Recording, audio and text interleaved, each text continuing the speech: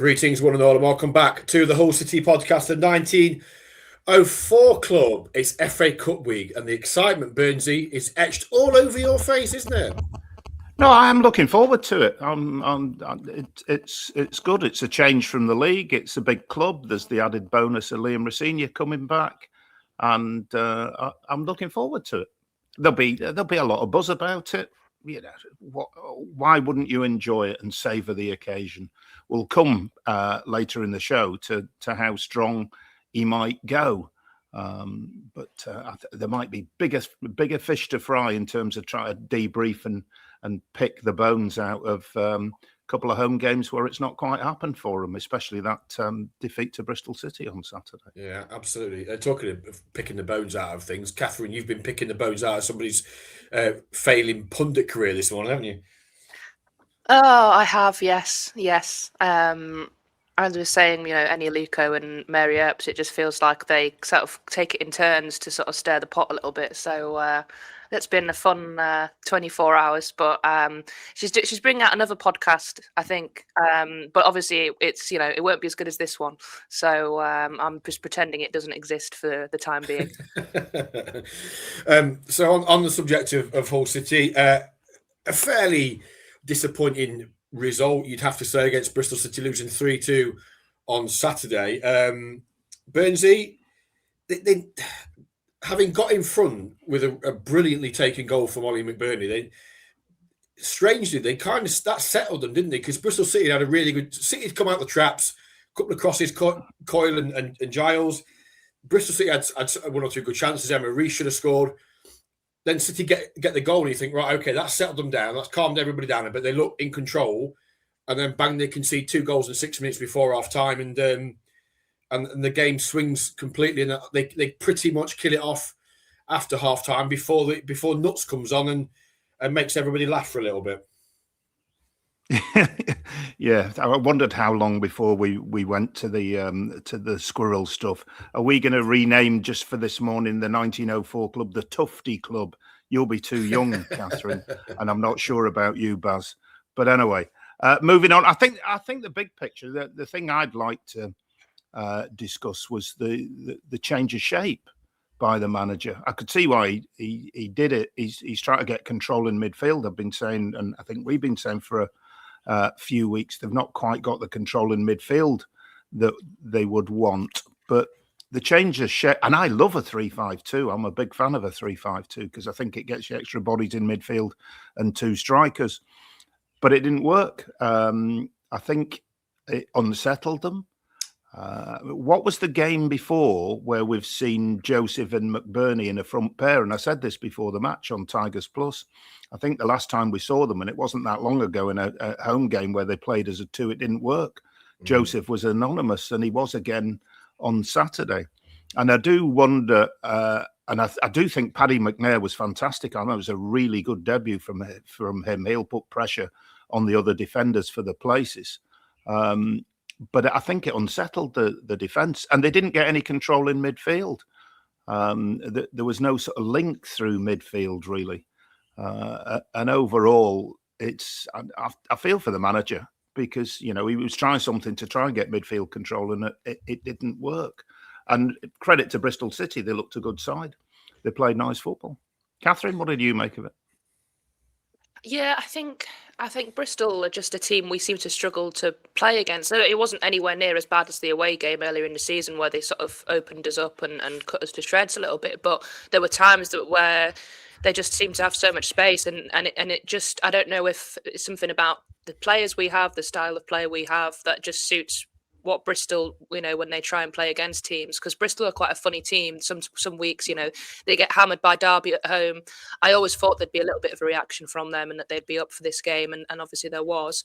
And yeah, I'm not really sure. It's like, how do you solve the problem of Hull City's midfield? It's been an ongoing one for the last few weeks, I would say, and obviously we've got through a few games despite kind of still struggling in that area. And Saturday's one was just a game maybe too far of not having that midfield control and it coming back to bite us. But while Matt Crooks continues to be injured and not available, it's difficult to see what he does to change it. And I know, Baz, you'd thought that Collier was going to start. Obviously, I assume it just became a little bit too soon for him. But whether he's another option he tries going forward once he's fully fit, whether that can be, what helps us turn that around, I don't know. But yeah, I just thought it was maybe a result that's been coming for a little bit, and we didn't get that luck that we've had in previous games. And we just genuinely never beat Bristol City. I mean, 2 wins in 15 now, I think, or 16. So you're right to pick up on that. Yeah, Burnsy, I get what you're saying about the change of shape. And I sometimes wonder, and it's not a criticism of the manager per se, I just sometimes think, are we focusing a bit too much on the opposition? And what happened at Ashton Gate in August is a long time ago. Hull City are a very different team now, as are Bristol City. Anis Mehmeti was the chief architect of that day in the rain on the Avon, and he wasn't there. I don't know. And you're right as well. KJ, I like 2 strikers, but KJ and McBurnie, I can't remember the game, but the game you're referring to, I remember it didn't work. It didn't work on Saturday. KJ was taken off at half time.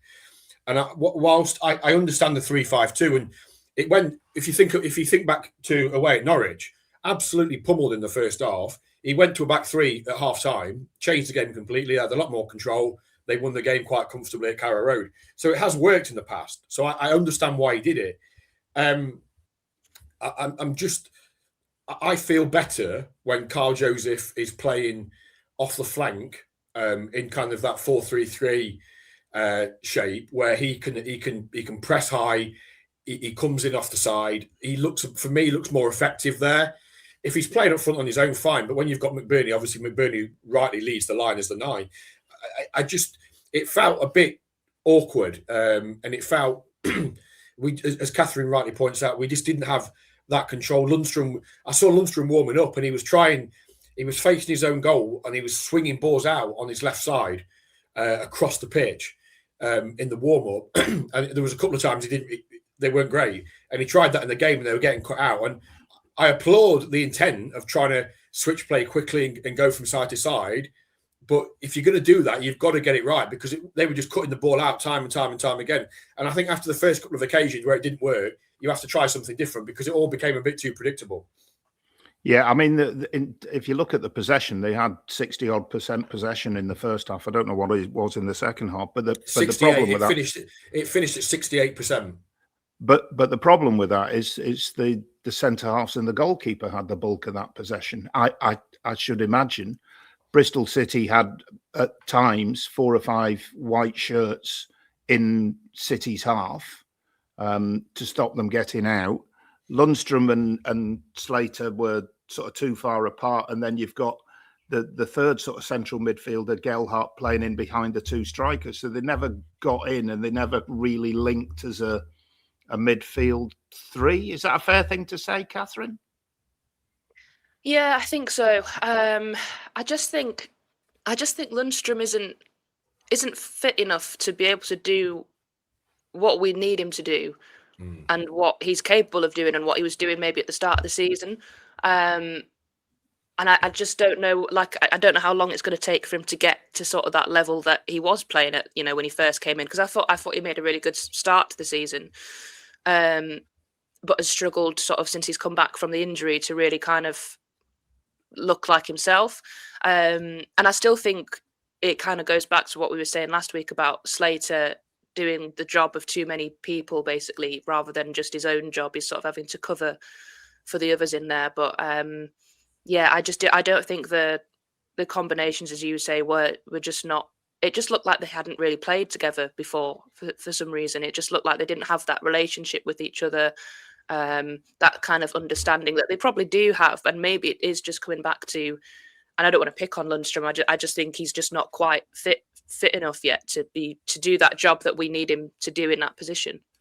And I think that's the key thing there is, and I said this to Dean Holden on Thursday, is after, obviously ahead of the game against Bristol City and after the Watford game, they've got a lot of players at the minute, and it's not an excuse, but it is a contributing factor, I feel, coming back from injury. You look at the team the other day, you look at the starting team on Saturday, Paddy McNair's not played. That was his first game, and as Burnsy says, he did all right. Giles, I thought he was excellent. Yeah, Giles' first start since coming off after 3 minutes at Middlesbrough at the end of December. Gowhart looks a shadow of the self that we saw pre-Middlesbrough on December the 5th, when he was scoring all the time and being brilliant. Carl Joseph's had an injury. He's had an ankle problem. He's been in and out of the team.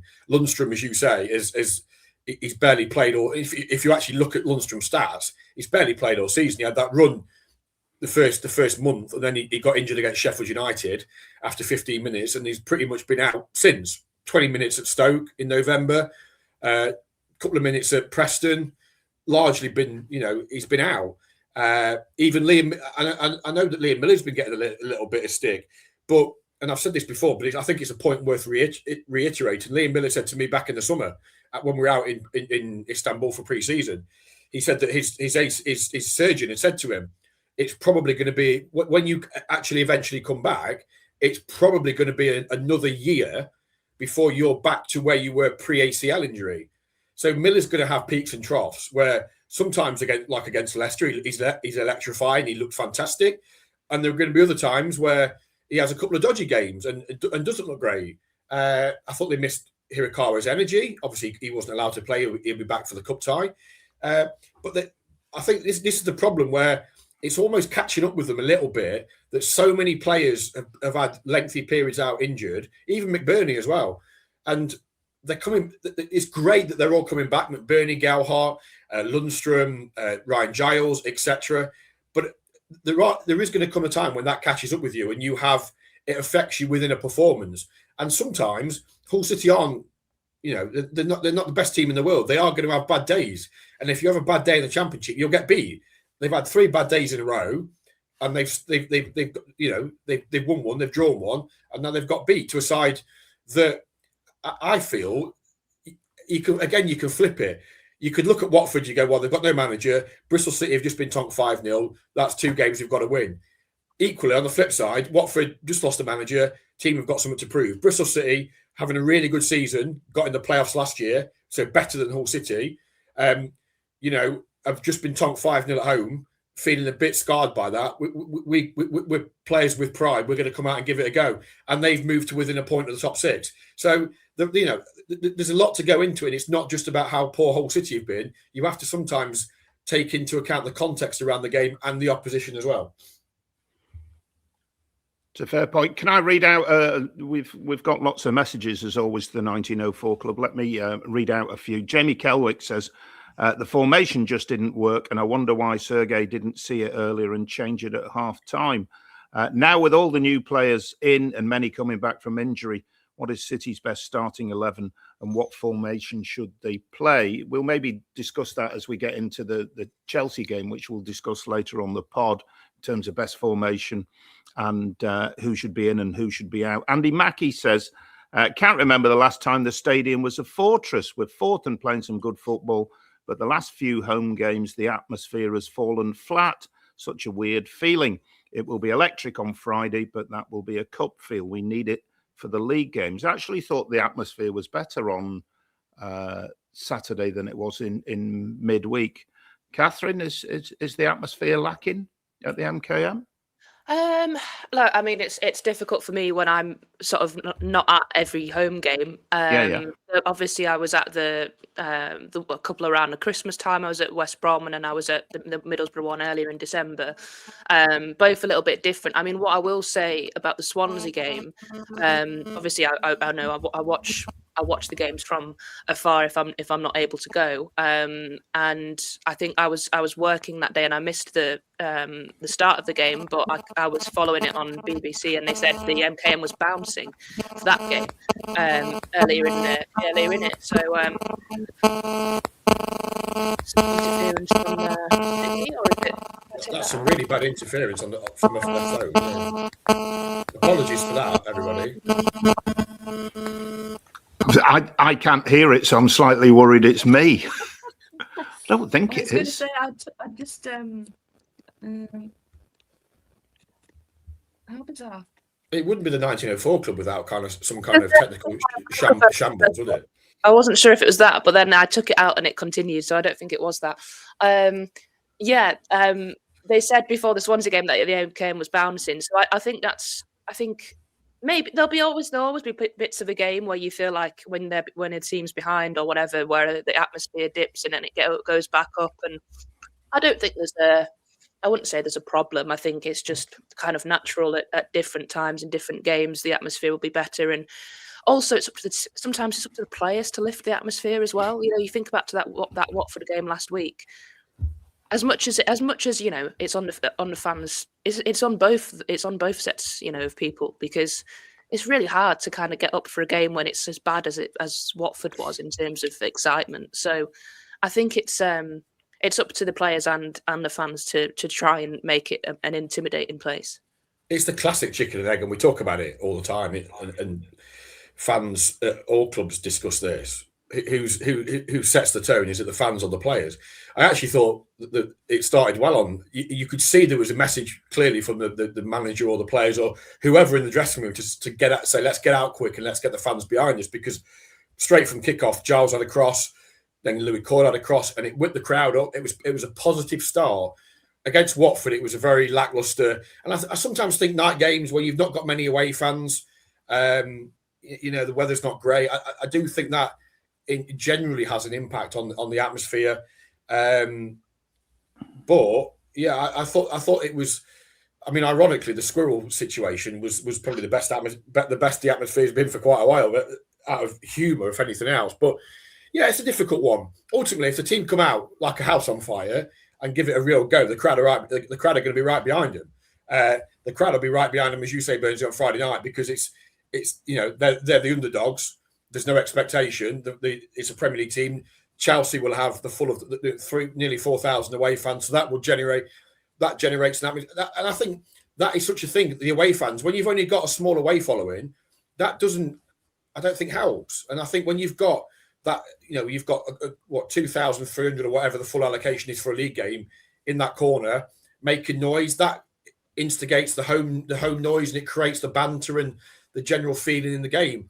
But I do think obviously Friday night will be different, but that will be swelled by a big away following. Go on, Burnsy. Well, let's talk about that in a bit. Just you mentioning the Coyle and Giles, I agree with you. They're both early in the game got in good positions and got crosses in, and I'm thinking this is going to work. But then the service rather dried up. Gary Miles makes a point to the 1904 club, saying one of the problems was that Giles and Coyle especially got forward too quickly, left the centre backs with nowhere to go. Yeah, I could see that. Maybe they were too far forward, and the defence couldn't, and midfield deep lie in Lundstrom couldn't get through. Third goal was like that, wasn't it? They both pushed really high, and then Bristol broke, and there was just the centre backs just like, where is everyone?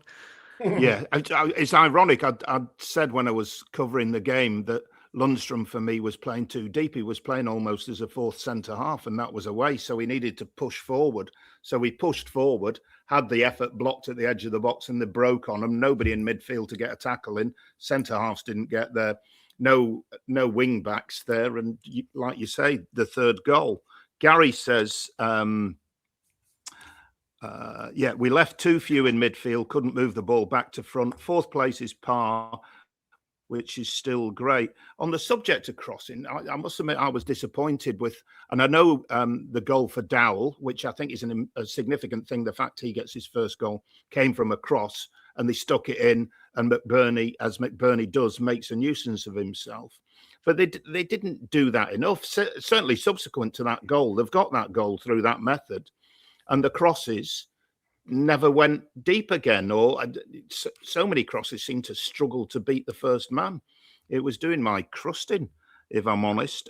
Craig Bell says, we've got the numbers in midfield, but we're really missing Crooks, who just knits everything together. Would agree with that, Craig. Maybe Collier can fill the gap in the interim, because we really lacked any control in the middle on Saturday. He looked all right when he came on, Baz. Collier got involved. Bit of drive about him. Yeah, there was that one time in added time where Sinclair Armstrong burst down the right hand side, brushed him off, and got a shot away at the near post. But yeah, again, it's a difficult game to come into, isn't it, because he's coming on, the team are losing. It's his first game in quite a while. I again, we'll come to this in a bit. I think he potentially starts on Friday night.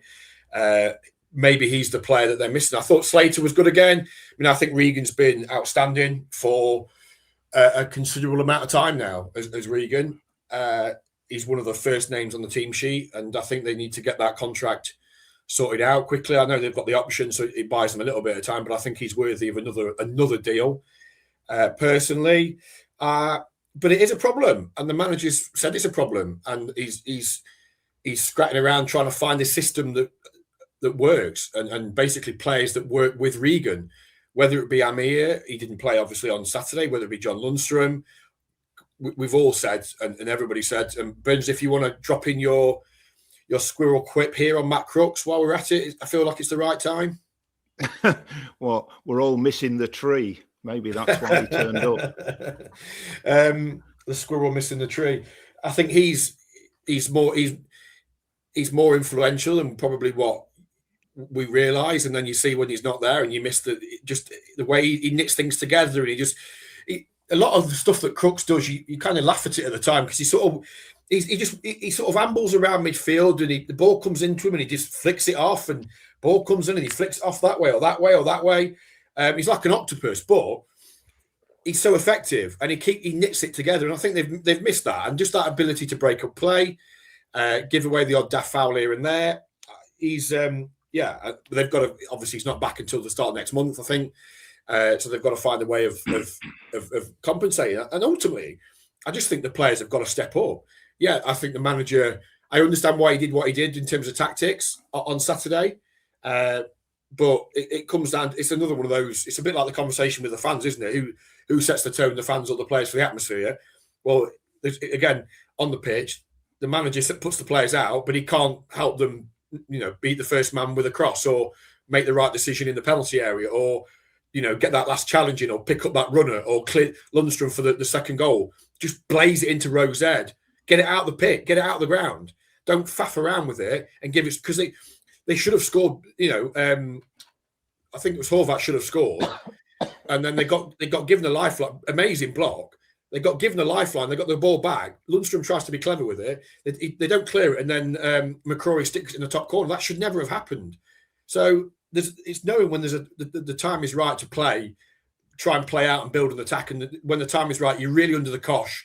You could concede, get it out of the ground, take the throw, regroup, set play, and that goal doesn't probably happen. But it's an ongoing thing. And Collier, coming back to answer your question in the long-winded way, Burnsy, if you're still alive,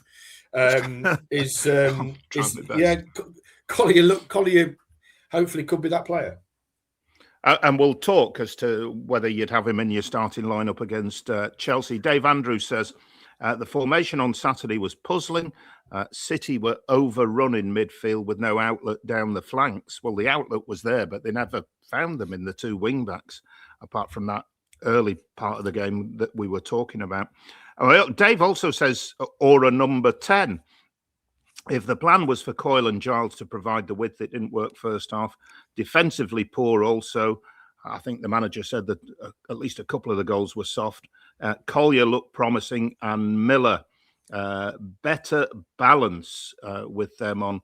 And George Warrington will maybe lead on to this and have a little mini number 10 discussion, because Dowell struggled to get in the game when he played there in midweek, didn't he? They didn't get him on the ball. They didn't really get Gelhardt on the ball to do any damage on Saturday. George Warrington says, interested to hear the 1904 club's thoughts on the return of Joffy. After a promising cameo at Preston, George Warrington says, I've been less than impressed. Kathryn?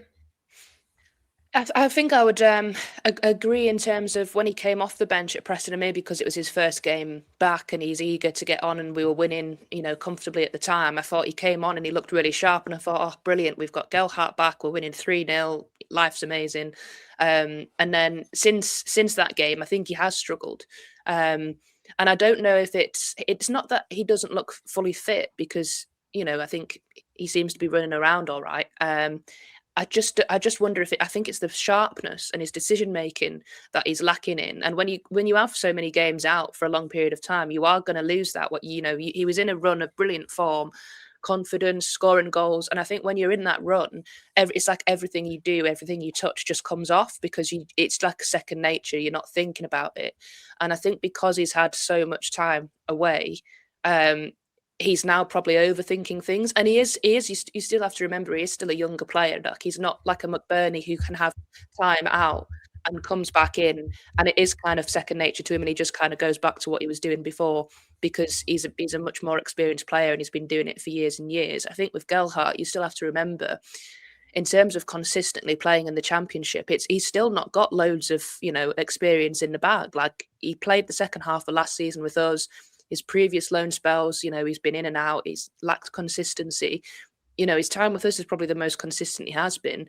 So he's still learning in that sense as well. So it's difficult because you don't want to put too much pressure on him, because once you start doing that, it's only going to make it worse. And you kind of just want him to get that goal, so it kind of maybe puts him back into the mood that he had pre-injury. But I think that is what he's lacking. I actually don't think it's a lack of fitness, which I'm seeing maybe in the other players that have come back from injury, because he's still getting into the positions. And what I will say with the goal, I think he was in and around there for the Dowell goal, sort of, putting himself about. I think he's still getting into the positions. It's just the decision making that's letting him down at the minute. Ross? Yeah, I think Kathryn's spot on. It's just a difficult one, isn't it? Because he was in such great form, as you say, Kathryn. Everything he touched turned to goal before, and it's just going to take time. He's out the rhythm. He's had a month out, and it might not sound a lot, but that when you're used to playing 3 times a week in the Championship, and suddenly you don't play for 6 or 7 weeks, then that it's going to. It probably takes you that long to get back up to your sharpness. He'll come good. Absolutely no doubt about that. He's a top player at this level. He's been amazing this season. We've just got to find a way to get him back. There's that interference again on the phone. Where's that coming from? I've got my phone on because I'm reading the text that on the tweets that are coming into the show, but tell me it's not me again. I don't know. I wasn't sure if it was the headphones maybe or something, but were you both wearing headphones? So it should be fine. It's gone again. I don't want to have to build an extra room for the KCOM engineers. KCOM, if you know any builders that can build extensions for Burnsy, get in touch. I'm still waiting for the call from. Hold on, I'll headphones out. But yeah, in terms of Gelhardt, he'll be fine. He'll come good. He's just having a bit of a rough spell, but he'll find his form, and it's one of them where they're having a bit of a blip. They won at Blackburn and it didn't play well. They weren't, and they've not been great in the last 2 home games. They could have won both of them. So every team in the division has a blip at some point. City's worst blip is when they've lost a couple of games in a row. That's as bad as they've never lost 3 in a row. They've always responded brilliantly to any setback. And I think expectations are a funny thing, aren't they? Because expectations at the start of the season were, let's survive. We survived on the final day last season by goal difference. We've got a new manager that's never managed in England. We've got transfer restrictions. We can't buy a player. You've got loads of injury. We've got Miller and Ballumi still not back from injury. Matazo, etc. Suddenly you have a good start. Is the playoffs possible? Yeah, playoffs possible. That's great. That'd be amazing, wouldn't it? Now, the top 2 are within sight. Had we won at the weekend, coupled with Coventry not winning, you go 2 points off top. I mean, suddenly your expectations, now everybody's looking at, can we challenge the top 2? And I think that is something they're going to have to manage as a manager and a playing squad, that those expectations are rising. And that there's nothing wrong with that. We've said before on here, why not dream? But you have to accept that in the finals, before Saturday, in the final 16 games of the season, they were going to lose games. Nobody wants to. Ideally, they wouldn't have done, but they're not good enough to not lose games. No team in this league is. So they were going to lose at some point. It's unfortunate that losing to Bristol City's come on Saturday at home on the back of not beating Watford. But if they suddenly go and beat QPR in Derby, then everything's fine again. They might not beat QPR. They might not beat Derby. They might this blip, little 2-game blip, might become 4 or 5 games. If it does, well, it does. But there's so many games left. There's still 15 games left, yeah. And kind of at the back end of this month and into next month, they've got some unbelievable games where they play. I think they play Derby, Wrexham, Millwall, Ipswich. I don't know if I said Wrexham. They play Wrexham as well, and like West Brom as well. QPR are in the mix. So that, when they come back from that FA Cup game against Chelsea, it's a ridiculous schedule where they go from the QPR game to West Brom, the West Brom away game. They play, I think it's Saturday, Tuesday for about 3-4 weeks. So that will sort out where they're going to be, you would think. But that's the other thing. And I know I've sort of gone off at a tangent there, but Kathryn, expectations have changed markedly, even within the season, from going, we want to stay up, we want mid-table security, or we might have a sniff of the playoffs. If we could be 10th around Christmas or the transfer window, we might have a chance. Oh, suddenly we're now 7 points clear of 7th. We could get in the top 2. It's funny how quickly it changes. Yeah, absolutely. And I still think it's we just got to enjoy, the journey of being in and around it and competing. And yeah, it's frustrating when results like Saturday happen and various different things. But I think it's still a great team to watch. You compare it to where we were last season and we were all miserable and depressed. And I was looking, after feeling a bit deflated of the defeat on Saturday, I looked at the table and I think we're still 7 points clear of the team that are in 7th. So it's still a pretty good position to be in, to have that little bit of a gap from that brilliant run that we had. And the good runs, they always come to an end. You're never going to keep winning. So I actually think the FA Cup game comes at a really good time. Just breaks up the league for a week. You can kind of put it to the side. It's a bit of a free hit. And then you hopefully after the back of if we could give Chelsea a game or just put in a reasonable performance, you can then go back to the league, with a fresh mindset a little bit. And, you've had that time to reflect on maybe what you need to fix and, get over the defeat a little bit and then go back at it again. Burnsy? Well, I think they've raised expectations, and rightly so. And the business they did in the January transfer window raised expectations as well. And again, rightly so. So they have to live with that. I don't think they're under great pressure. That pressure will come when it gets to the key games. But I'll go back to what I said in the last 1904 club. I feel the Watford game was a missed opportunity. Saturday was definitely a missed opportunity. And I know you disagree with me, Baz, but I do feel these home games were a chance to put down a marker against two teams who weren't in great form. And it didn't happen. So you create that little wobble in your mind and think, are we going to get stuff from the next 2 home games coming? So we'll see. But I mean, it is a fantastic season. It is enjoyable. They've got a strong squad. He's got decisions to make, but it's just not quite happening. And I accept that they ain't going to go through nobody's going to go through a season without losing games. So it happens. It's just unfortunate it's sort of come at home. The East Hull Tiger says, we're looking very leggy and fatigued at the moment. Not surprising, given the recent run of injuries and with players coming back, getting up to speed. Hopefully this break for the Cup, we can rest players and give others valuable minutes and reset. I think that's sensible. And Tiger Door, says the 1904 club, felt the formation was wrong on Saturday. I like Ivo Pandor, but can see why Rosie didn't play him. All this Coyle hate needs to stop. To a man, we've looked off it lately, including fans' favourites who seem immune to criticism. All teams have injuries and fixture overload, so just get on with it, says Tiger. Well, they've got to get on with it, Tiger Door. The fixtures are there in black and white. I'm a fan of Ivo Pandor. I think he's a really good goalkeeper. But when he's got the ball, he needs a bit of movement. I thought Bristol City were clever. They had bodies, as I said earlier. They had 4 or 5 bodies when the keeper was in possession in the City half. They were hard to get through. there was only Lundstrom dropping deep into that almost fourth centre-half role. There maybe wasn't enough movement. Maybe the wing-backs were too far up the pitch, as a correspondent said to us earlier. So maybe you got to go a bit long. But, I really like the keeper. I think he's top class. Yeah, Kathryn. One of the things... Oh, Baz? Yeah, one of the things on Saturday was you'd got McNair was driving out with the ball and Hughes, and there was a lack of movement in front of them. So they were all then doing a Kylie Minogue and spinning around and going back to Panda. And then Bristol City were pushing right up and closing down. And Bristol City had the box in midfield. When City had the ball, they had the line of 5 at the back. And they basically said, go on, break us down. There goes the phone again. They said, break us down. And City just couldn't do that. And that's why with the 68% possession was a problem for them. They've beaten Southampton twice this season, comfortably in both games, really. And they've not had more than 28% possession.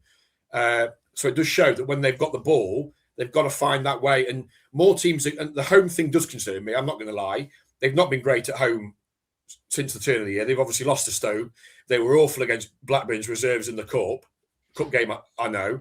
They weren't great against Watford. They beat Swansea, but Swansea had battered them second half, and it was just because they got that second goal, they did enough to be able to kind of hold on Saturday. Against Swansea.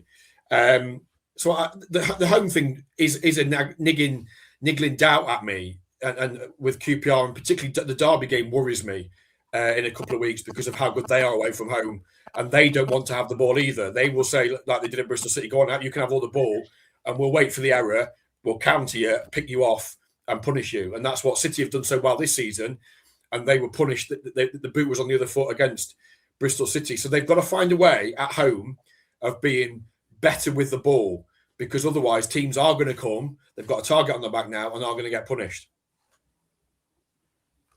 This from Rich Walker to the 1904 club. Sergei spoke about the players needing to be braver on the ball and have the courage to play forward. He also spoke of players being afraid. Does the morose atmosphere at home contribute to that? At times it does feel like we as fans are quicker to chastise them than we are to support. Oliver Harsley to the 1904 club. It's a loss that was deserved. I thought Bristol City were much the better side and carried out their game plan very well. Not too downtrodden or worried about it, as we've still got a 7-point gap to the teams outside the playoff places and lots of football left to be rotated. We've lost something in our press, says Steve Benwell, the Hove Tiger. Crooks gave clumsy fouls away, but he also nicks a lot of ball high up the pitch, enabling quick transitions. We seem to need 3 aggressive rotating centre midfields for compactness, as Gelhardt, Joseph or Dowell as 10s is leaving our midfield stretched. I think there's something in that. Just going back to Rich Walker, do the players need to be braver on the ball? Are the players afraid? Kathryn, are you detecting any of that, either of you? Well, interestingly, and it sort of links to the second point about the number 10 thing in terms of being on the ball. I have a suggestion which is a bit out there and might get laughed at, but if you had a midfield 3 of Collier as like the 6 or whatever, doing getting the ball from defence, playing it forward, doing that sort of thing. Slater doing what he does, box to box, here, there, and everywhere, in and around. And hear me out. If you put Hadzimatovic in front of them, because when we played Millwall earlier in the season, he was pushed a lot further forward, and I thought it was one of his best performances. And I think sometimes the issue with him is that when it's a really quick game and he's deeper, it just passes him by because he's maybe not quite quick enough, but he is really good on the ball. He's clearly a good player. He's technically gifted. Matt Crooks isn't that quick. I think because he's so tall and big, he's got long strides, so he covers a lot of ground. Maybe that would be the problem with Hadzimatovic, and it feels more defensive, and it would maybe only be in certain games. But I actually think he could be better if he was pushed further forward and trying to actually dictate play, because he's clearly a good player on the ball. I think that's his strength. So when he's playing further back, I sort of think you lose whatever it is that he's trying to bring a little bit. And I know he's kind of been inconsistent. In some games he looks good, in some games he doesn't, and you just don't notice him. So I just wonder if you just pushed him forward a little bit, not to play as like a a number 10, so to speak, but just to be in front of Collier and Slater. And then you've still got your full-backs who are going to create, your wide players, whether it's Joseph, Miller, Kumas, whoever it is, and McBurnie, that you don't necessarily lose something by having a more maybe less exciting player in that position in the midfield. But I'm aware it's a bit of a strange suggestion. Baz, I dare you. I dare you, Baz. Laugh at Kathryn. Well, I don't think it's that daft because he played he's done it a couple of times this season. He did it, if I remember rightly, at Blackburn last week. He played kind of in that more advanced, I'd say number 10 role necessarily, but he played in the more advanced role. So I don't think it's that outlandish to suggest that at all. There you go. To be fair, Kathryn, neither do I. I was thinking it was one of those performances on Saturday from Hatzimatovic where he didn't get on, and he went. When sometimes players don't play, they look at they think, oh, we're missing him now, because he might give them that little bit more control, but he hasn't. So that's the problem. But I did think if he'd sat in.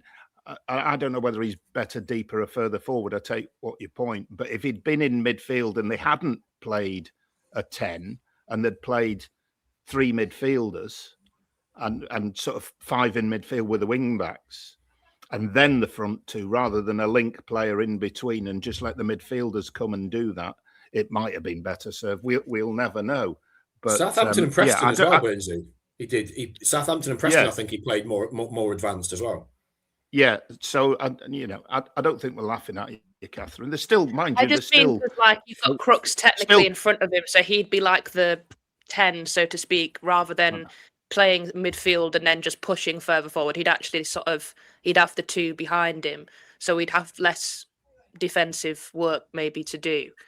Because he does get. It's like he's pushed further forward in other games, but like he's maybe not started like in the Crooks position, for example, because usually you don't have to reinforce your argument. I think me and Baz are on board with you. Still, there's about 18 minutes left on the show, so we've still time to laugh at you or Baz. Well, she's got to go in a minute. We did put your suggestion of Crooks to Sergei Yakirovich the other day, where you said last week, oh, we should bring him on for like the last 5 minutes, get a cheap yellow card, and he can have his 2-game suspension while he's out injured.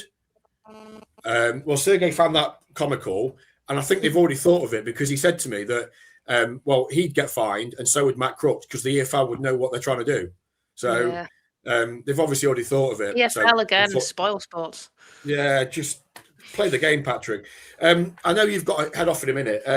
Let's just go on to the Chelsea game. What would be, if you're the gaffer, and you've got QPR at home the following weekend, early kickoff, and that then starts a chain of about 75 games in 3 days. After that, what would be your what team would you go for? How would you shape up? Bearing in mind that you want to win the game, it's on telly, it's a big occasion. All your big players will also want to play because it's Chelsea and they want to play in front of the cameras, etc. But you also don't want to get hammered. So there's just like twofold. You want to give them a game, but you watch Chelsea obviously sort of dismantle Wolves, and when they're on it, you also don't know what team Chelsea will play. I think Liam will go quite strong because he'll want to win. But I'd keep the back 4. I'd maybe play. I'd go with a back 4. I think I'd maybe play McNair next to Hughes over Egan. It's a good opportunity to give someone like Egan a rest. Played a lot of football. McNair, as we say, looked pretty good on Saturday. Get him another game in the bank is not a bad thing. I'd maybe go with that midfield I just suggested of Slater, Collier and Hatzimatovic, and then a front 3 of McBurnie, Joseph on one side, and then maybe Miller on the other side. I like that front 3. Also think maybe it gives Gelhardt a bit of a rest. Then you've got him, Kumas, to come off the bench. You to come off the bench. I think maybe you as an impact sub could be really good, but equally, I don't know if he would have played for Bristol in the earlier round. He is. I've had it confirmed. He is eligible. He is a bit, so he could maybe play as well. But I just quite like the idea of Kyle Joseph, his work rate playing, and then Miller with his pace. But you could easily start you as well. So that's the sort of team I'd go for. Burnsy? Yeah, I think you go as strong as possible. Because he surprised me against Blackburn, which I thought was refreshing. I know it didn't pan out in terms of entertaining and putting Blackburn to bed or anything like that, but he went strong against Blackburn, stronger than I expected. I think you go as strong as possible. I think you get your best side out. I don't know what the best side is at the moment. I don't know whether he knows what his best side is at the moment, because some players are tired, not and not finding the groove at the moment. But the other factor for me is you don't have a midweek game next week. You're playing a Friday night, so regardless of, so you've got a week to prepare. You can give the players a weekend off, can't you? Saturday, Sunday, 2 days together, because they've had a really good season. It's been an excellent season. So big game against Chelsea. Enjoy it. Go for the win, like you say. National, international audience as strong as you possibly can, and you've got then 5 days or whatever to prepare for QPR. But I genuinely don't know what his best 11 is. I think McNair made the case to be in the starting lineup. I think he'll start. I think McNair will start. It wouldn't surprise me if Kumas started.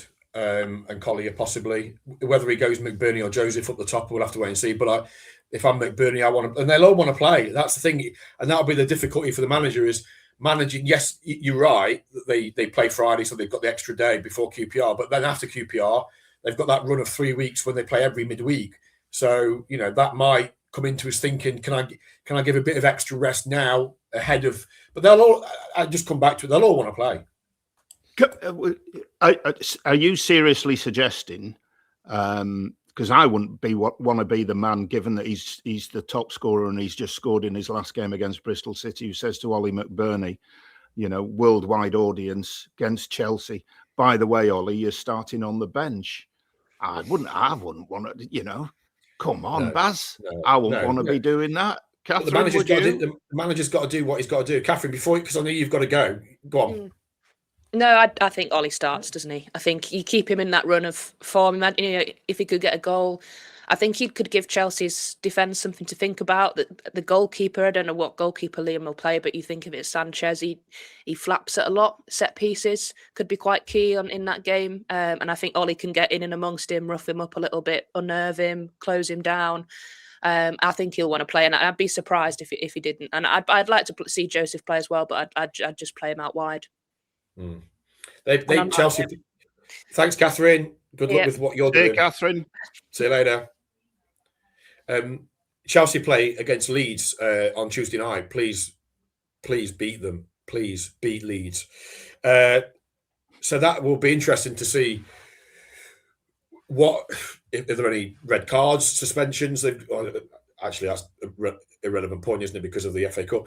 Any injuries they get out of it? They've obviously got the game on Tuesday, and then they play on Friday, but then they don't play again until the following week because they got through in the Champions League. So there's no playoff. There could have been a playoff game, I think, next week to think of, but that's not the case. So they've got themselves a clear week leading into a game against Burnley next weekend after the City game. So while they had Wolves on Saturday, they've got Leeds on Tuesday, and then City on Friday. They've then got a clear week. So it'll be really interesting to see what Liam does. But I agree with Kathryn in the sense of I think Liam will go strong.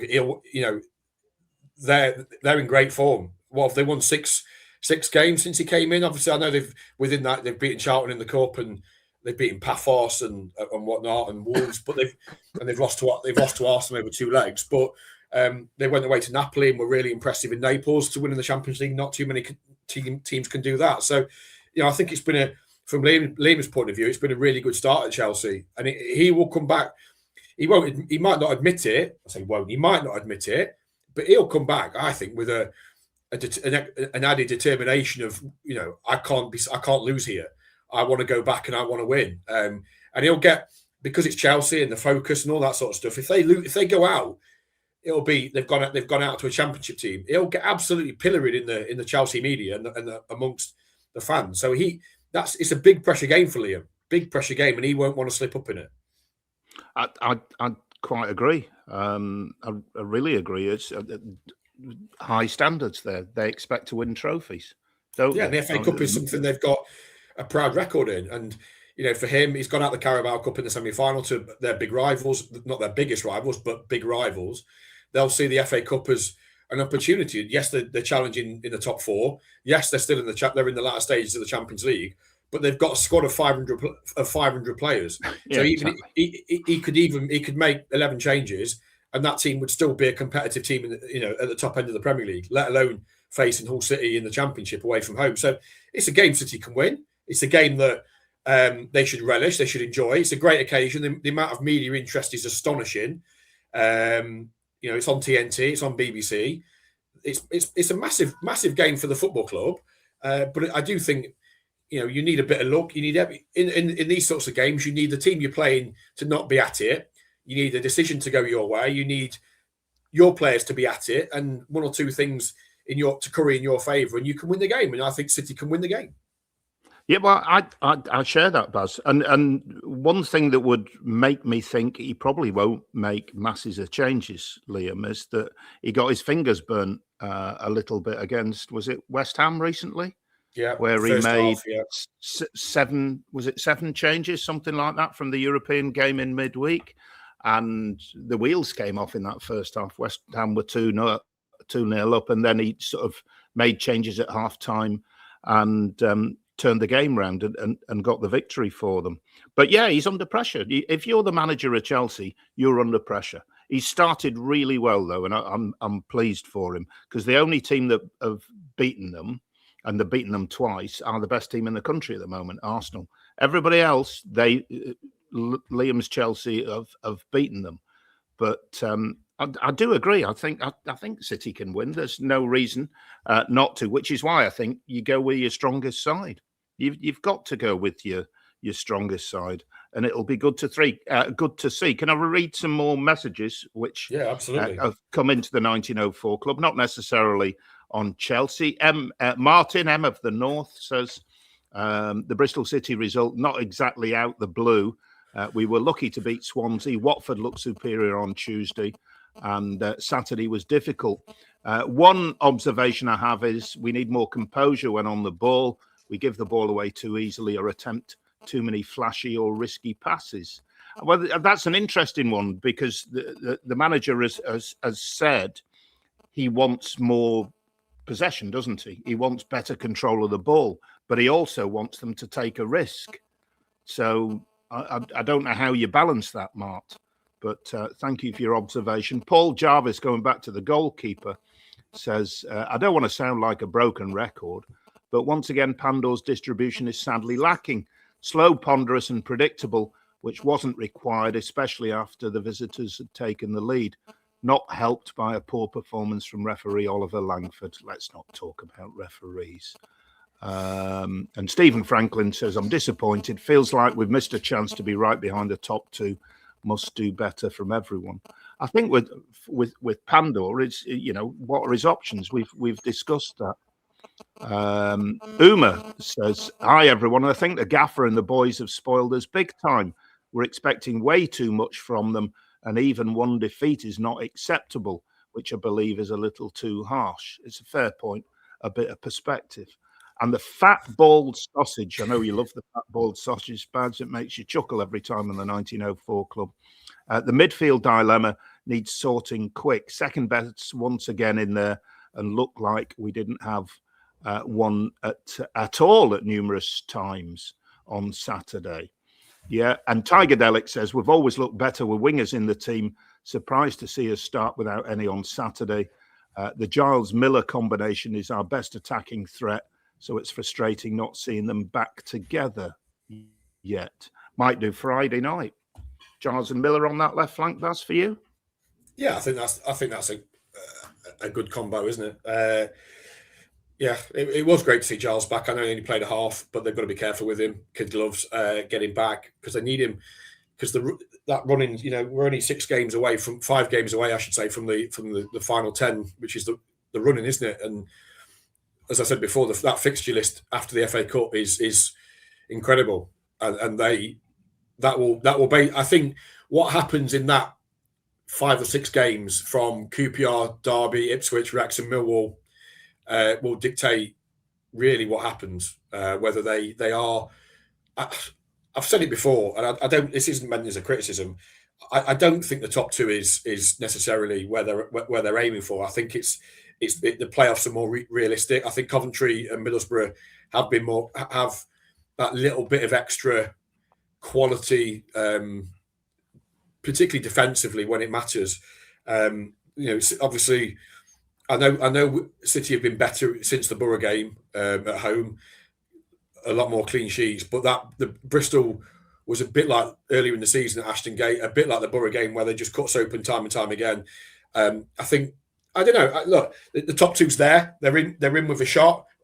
We'll know more once they've played that flurry of fixtures and they play all the teams around. They're not playing teams at the bottom, which might help them. They're not playing teams at the bottom where the expectation is that they dominate the game, they go out and win. They're playing teams that the likes of Millwall, I would imagine, Wrexham, certainly Ipswich will have a go. Derby will come to the MKM. They'll come here, they'll sit back, and they'll do what Bristol City tried to do and what they did at Bristol City so well. So it's going to be interesting. But I think context and is important. I think one of the correspondents back there said, let's be mindful of where they are on the table. Yes, you can still criticise. Just because they're 3rd or 4th doesn't mean you can't criticise them. But I do think it's important to have some perspective of just where they are on the table, how well they've done, how consistent they've been all season. I still think they're, over the last 10 games, I think only Ipswich have got better form than City. Or City might even, they're top 2 of the form over the last 10 games. So they are consistent. And I don't doubt that they'll come again. They've had a little, as I said before, a little dodgy couple of games. They've had it before and they've responded really well. And now, hopefully, when QPR turn up, they'll respond again. Just on the defensive thing, I said this at the top of the 1904 club today. Do you feel that the change in system actually unsettled the defence? Because the defence have been playing well. And while McNair had a really good game, Egan probably had his worst game for a while. The 2 fullbacks played as wing backs. And they looked uncertain, and the defending on all 3 goals was not the best, was it? So, no. Do you think it unsettled them? It could have done. Yeah, it could have done. I think Bristol City's 2 number 10s impacted them. The boxing midfield confused them. I just didn't think they played very well. I think you can put some of it down to tactics and shape, but ultimately, I just don't think they played that. Particularly for I come back to it. They weren't great. They scored a wonderful goal. McBurnie's goal was fantastic. His 1-2 with Regan and his finish was exceptional. And they looked for the first point in the half. I thought they looked comfortable and they started to have the ball. They were knocking it around nicely. Really unfortunate corner. The free kick comes in, hits McBurnie and goes behind. They don't deal with the corner, and then obviously the second goal's a mess. Had they've got in at half time at 1-0, maybe we're having a different conversation. But maybe it did. Maybe it did. I just don't think they played very well. I didn't at times in that first half, I just don't think they played very well. Goals change games, as we know, and the 2 goals they continued were really poor. Had they have gotten at 1-0 and continued, I know he scored after 24 minutes, and had they have continued to control the game as they were in the immediate aftermath of the McBurnie goal, maybe it's a different kettle of fish. But look, you also have to give, as hard as it is, sometimes I think you have to give the opposition credit. And Bristol came with a game plan, tail between their legs after what happened the Friday night before, and something to play for themselves, because they're also chasing the playoff place. So, it's all right us criticising City, but sometimes you do have to go, look, the other team came and did well, and I thought Bristol City played well, and they've done the double over us, and they deservedly have done the double over us in both games. There's not been too many games where City have been below par. And it's happened in the last 2 games, and now it's about responding. This from Harry Bulliman. We were talking about Joe Gelhardt earlier in the season. Harry says, square pegs, round holes. Joffy scored us 10 goals playing right wing. He's come back from injury, now he's playing number 10. Blags my head, says Harry. Play players in their proper positions. And succinct from Shaneo, it's been coming. We move on. And indeed to Chelsea on Friday night. I'm conscious of the time, Buzz. City winning on Friday night? I think it'll be difficult. I mean, you're hoping for the shock, and that's why the TV camera's there. Let's hope they give a good account of themselves. I think if Chelsea turn up and play well, they'll win, as we would expect. But look, you want City to. It's a big occasion for the football club. There's going to be a lot of cameras, a lot of eyes on the football club, and the players and the fans and the manager. I just want them to come off having left everything on the pitch and have given them a good account of themselves. And if they do that, and Chelsea have a bit of an off day and maybe the luck goes their way, they can cause an upset. But at least we've got through to the fourth round. We've ticked that box off. And I just hope it's a good night that everybody enjoys. And as I say, the football club win, irrespective of the result. Everything goes well and it reflects well on the club. And hopefully we can have more of these next season. Yeah, and indeed. I think it's a cracking opportunity. I'm expecting a really good game. And I do think he'll have a really strong side out. I think he's got to have a really strong side out for the factors we've discussed earlier. So let's see what happens. Thanks to everybody who sent us messages, Baz. I feel I've let people down. I didn't get through them all. I can only apologise. No, we get a lot, and we do read them all, even if we don't read out them all on the show. So thank you everybody for watching today. Thanks for Kathryn. We'll be back hopefully next Monday with a review show of it won't be next Monday, actually, next Tuesday hopefully, with a look back at the Chelsea game and a look ahead to what is going to be a manic schedule in the race for promotion. Thanks everybody. Burnsy, thank you very much. It's quite all right, Baz. Look after yourselves, people. Take care. Up those Tigers.